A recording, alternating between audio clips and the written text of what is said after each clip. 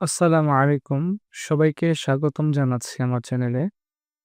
যারা ময়মনসিংহ শিক্ষা বোর্ডের অধীনে আপনার সনদ সংশোধন হওয়ার পরে ফ্রেশ ডকুমেন্ট তুলতে চান অথবা আপনার মূল সনদ হারিয়ে গেছে এবং তার জন্য আবেদন করতে চান, তাদের জন্য আজকে ভিডিওটি খুবই দরকারি। আজ আমরা দেখব ময়মনসিংহ শিক্ষা বোর্ডের ওয়েবসাইটে কিভাবে খুব সহজে ঘরে বসে ফ্রেশ বা হারানো ডকুমেন্টের জন্য অনলাইন আবেদন সম্পন্ন করবেন। চলুন শুরু করা যাক।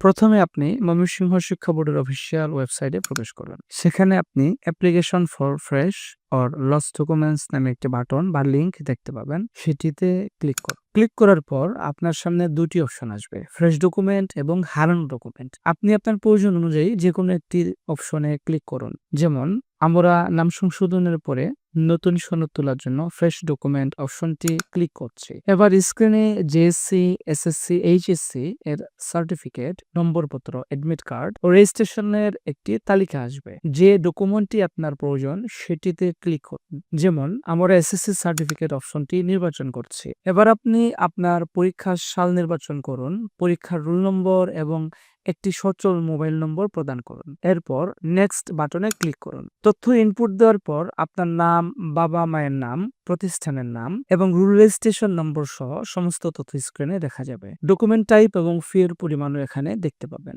সাধারণত প্রতিটি সার্টিফিকেট অথবা মার্কশিট উত্তোলনের জন্য ৬০০ টাকা করে, রেজিস্ট্রেশনের জন্য ৫০০ টাকা এবং এডমিট কার্ডের জন্য ১০০ টাকা করে পেমেন্ট। আমরা সার্টিফিকেট উত্তোলনের আবেদন করছি বিধায় এখানে ফি এর পরিমাণ ৬০০ টাকা দেখানো হচ্ছে। সবকিছু ঠিক থাকলে এগ্রি বাটনে ক্লিক করুন। এগ্রি বাটনে ক্লিক করার সাথে সাথেই আপনার মোবাইলে ডকুমেন্ট উত্তোলনের আবেদন আইডি এবং পাসওয়ার্ড চলে আসবে। এটি অবশ্যই যত্ন করে সংরক্ষণ করুন। ফ্রেশ ডকুমেন্টের আবেদন করার সময় বোর্ড কর্তৃক প্রেরিত নাম, বয়স, জেন্ডার সংশোধনের চিঠির স্ক্যান কপি সংযুক্ত করতে হবে। মনে রাখবেন, হারানো ডকুমেন্টের ক্ষেত্রে ভিন্ন ফাইল আপলোড করতে হতে পারে।